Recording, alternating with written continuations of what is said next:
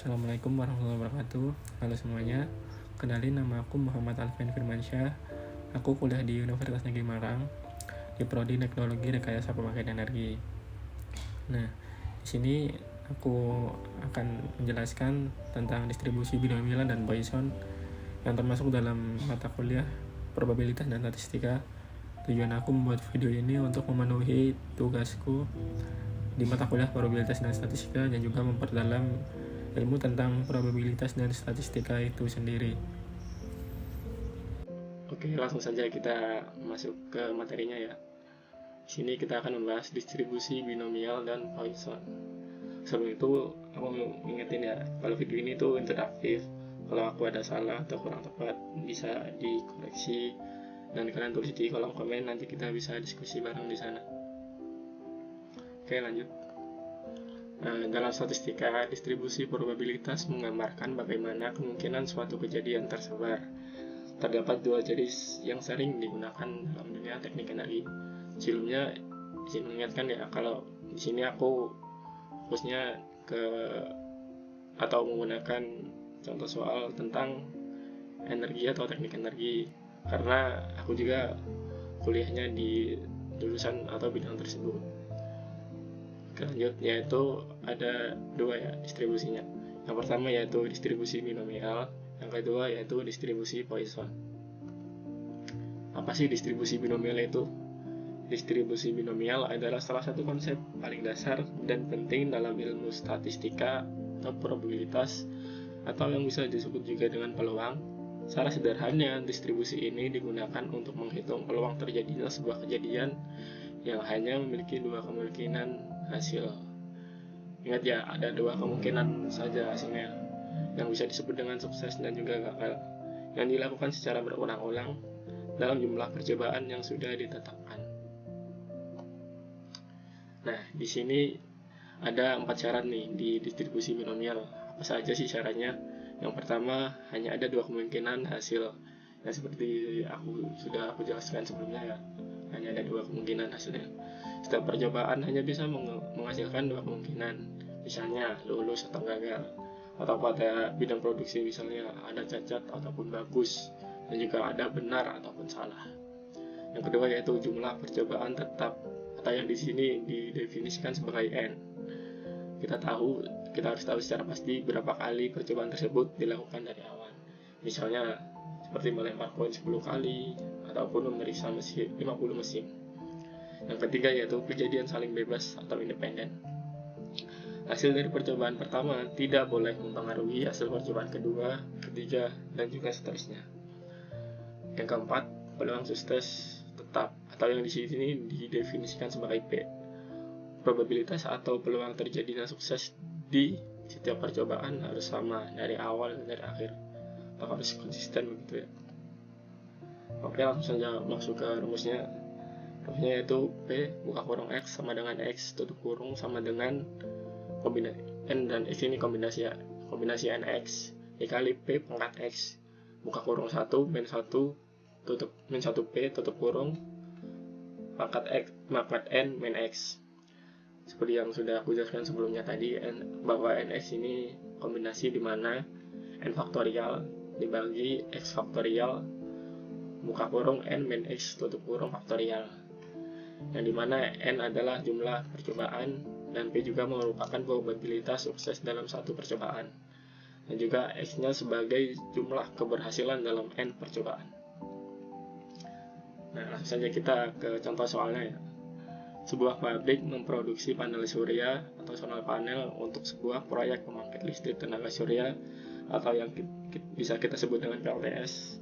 Berdasarkan data quality control pabrik tersebut, diketahui bahwa peluang sebuah panel surya mengalami cacat produksi ringan, yaitu sekitar 10% atau 0,1. Jika seorang insinyur energi secara acak mengambil 5 buah panel surya dari gudang untuk diuji coba sebelum dipasang ke sistem pembangkit, berapakah peluang terdapat tepat dua panel surya yang mengalami cacat produksi ringan?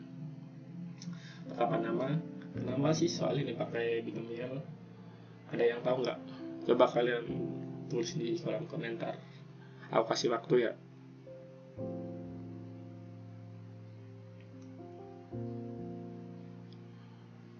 Ya, aku jawab ya. Karena ada dua kemungkinan, yaitu catat dan bagus, dan setiap panel nggak mempengaruhi panel lain.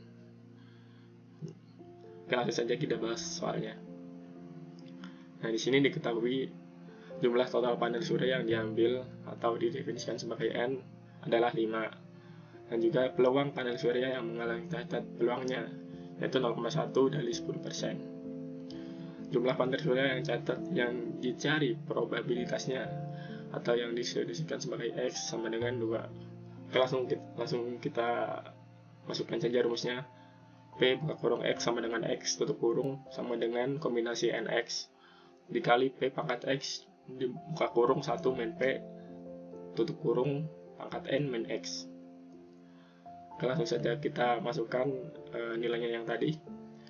P buka kurung X sama dengan 2 tutup kurung sama dengan kombinasi 5 dan 2 dikali 0,1 pangkat 2 tutup kurung 1 min 0,1 tutup kurung pangkat 5 dikurangi 2. Oke, dari operasi ini harus kita selesaikan dulu di bagian kombinasinya 5 dan 2 ini.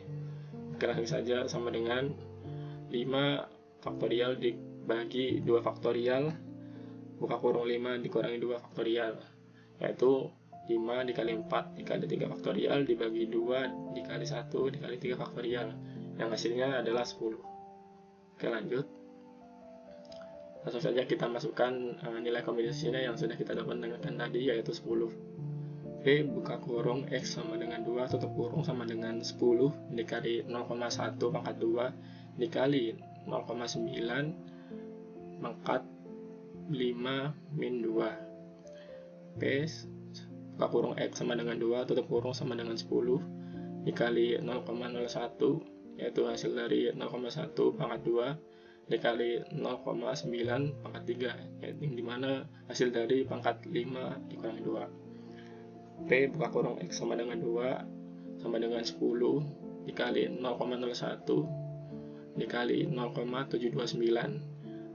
Ini dari mana? Dari 0,9 dipangkatkan dengan 3, hasilnya 0,729. P buka kurung X sama dengan 2 tutup kurung sama dengan 0,1, yaitu hasil dari perkalian 10 dan juga 0,01 dikalikan dengan 0,729. Nah, hasil akhirnya yaitu P buka kurung X sama dengan 2 tutup kurung sama dengan 0,0729.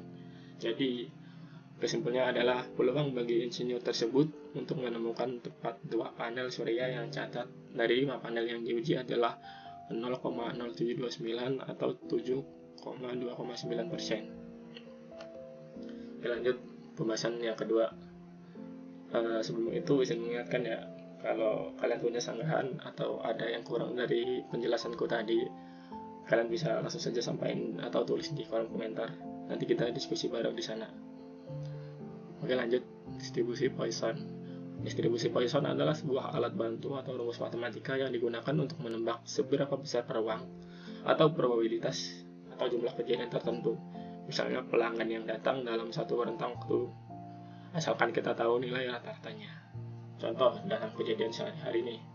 Yang pertama seperti menghitung peluang jumlah email yang Anda terima dalam sehari, menghitung peluang jumlah mobil yang lewat di gerbang tol dalam 10 menit, ataupun menghitung peluang jumlah salah ketik atau yang bisa disebut typo dalam satu halaman skripsi.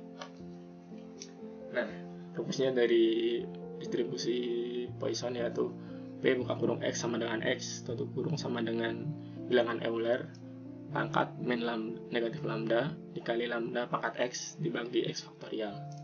Nah, lambda ini menggambarkan rata-rata kejadian dan X-nya yaitu jumlah kejadian. Nah, bilangan Euler ini 2,7188. Nah, di sini aku punya contoh soal ya. Di sini bisa kalian langsung kerjain aja. Nanti kita bisa diskusi di kolom komentar dan tulis komentarnya di sana.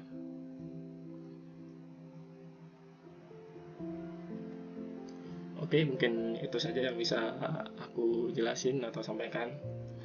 Kalau ada yang kurang jelas, bisa kalian tulis di kolom komentar juga, dan di sana kita bakal diskusi bareng dan juga aku bakal reply nantinya.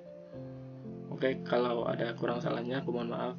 Jika itu kurang pasti dari saya, jika itu baik pasti dari Allah. Jangan lupa like, komen, dan share. Sampai jumpa di pembahasan berikutnya. Assalamualaikum warahmatullahi wabarakatuh.